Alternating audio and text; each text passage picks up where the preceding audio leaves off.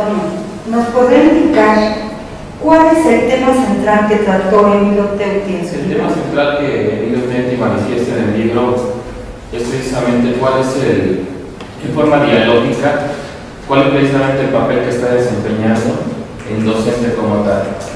Lo que busca precisamente es identificarlo en una forma holística y sistémica en cómo se genera esta participación dentro de todos los sistemas, no únicamente hablando de uno solo.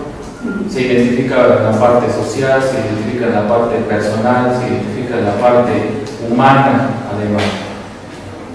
¿Cuál es la comparación entre los docentes mexicanos y argentinos? ¿Cuál sería, desde su punto de vista, la principal diferencia? Algo que pide el autor precisamente dentro de la introducción es precisamente que el lector no se sesgue. Lo que sugiere directamente cuando uno empieza a sumergirse dentro de la lectura, y lo señala claramente, que lo que va a hacer es generar una serie de indicadores, de estadísticas, de resultados en forma metodológica. Y el autor manifiesta que no va a predominar ninguna tendencia, o él no se va a inclinar hacia alguna posición. Pero como va generando las condiciones de resultados, los indicadores, a veces podríamos pensar que sí. En algunos indicadores se ratifica precisamente el desfase o la mejora de algunos procesos, como de Argentina o de Perú en comparación de México, y algunas ventajas que han tenido a partir de sus reformas. Y además sí menciona algunas cuestiones que los podemos identificar como juicios de valor.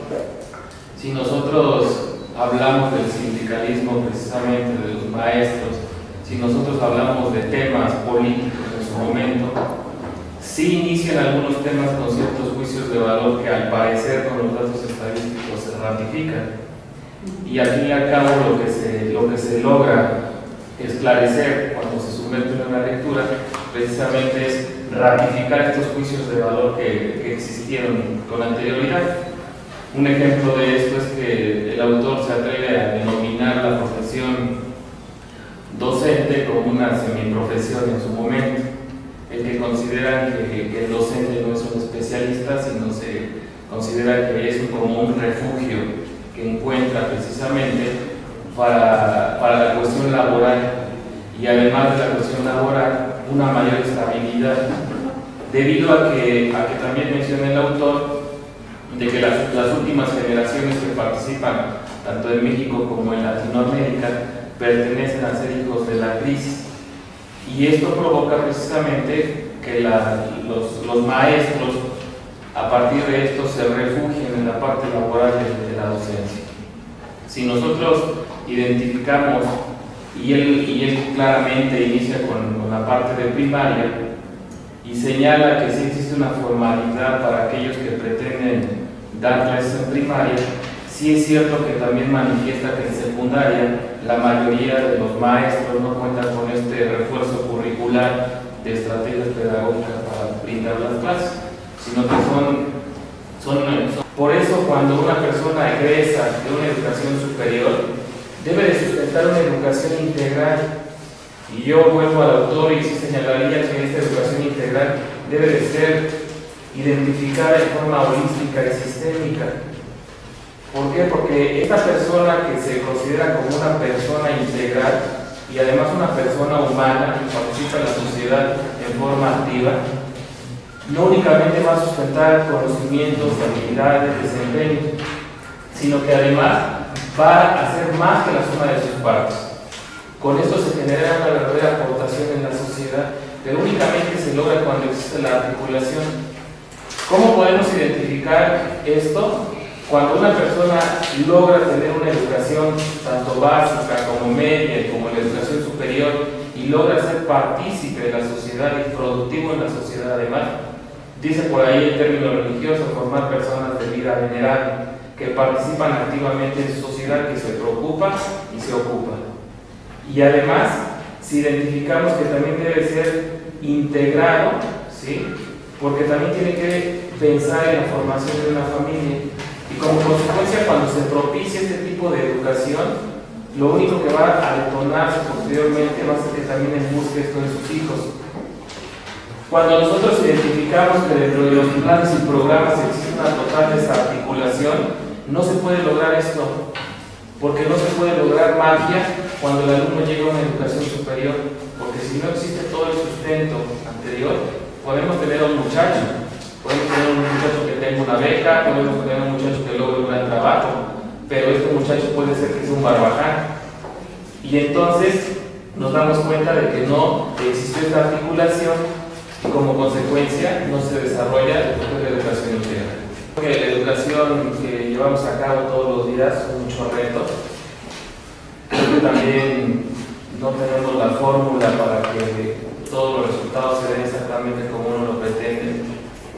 Aquí algo importante, me preguntaba hace un momento la maestra antes de la entrevista de cómo precisamente llevo la educación, comentaba que por accidente precisamente, pero creo que aquellos que sufrimos ese llamado de educación, llega un momento en que te atrapa y ya no te deja ir, aunque tengas la oportunidad de participar en otros ámbitos. Creo que la educación en esta parte es algo muy gratificante, lo diría yo de forma personal. Tiene la oportunidad también de tener esa retribución.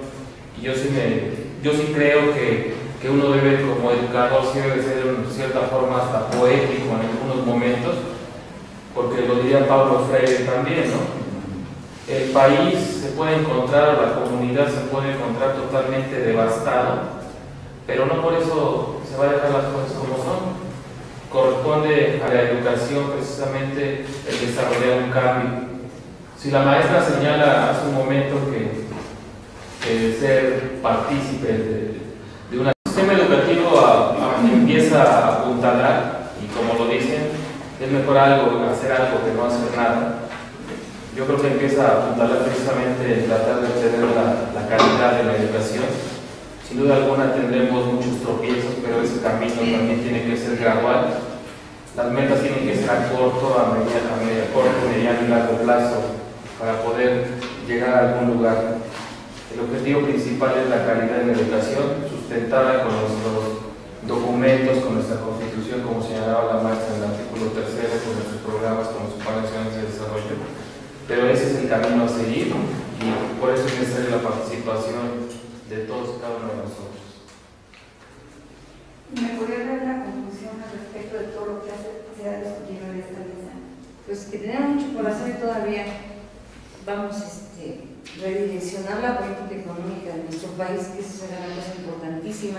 Que haya investigación en mi país, no hay todo lo importamos, todos nuestros bienes nos lo imponen. Hay muchas cosas por hacer, maestro. Democratizar la visión, ser una nueva ciudadanía, maestro, abiertamente, a través de la intervención de todos los actores que existen dentro de la sociedad. Creo que dentro de la conclusión que podría yo manifestar que los juicios de valor, los prejuicios que se comienzan a explorar dentro del libro, pues desgraciadamente y desafortunadamente lo ratifica en forma metodológica el autor. Y sí refiere precisamente en las conclusiones basada en los hechos y basada en las percepciones y basada en las respuestas de todos los instrumentos que aplican, pues sí ratifica algunos juicios de valor que se señalan en el libro.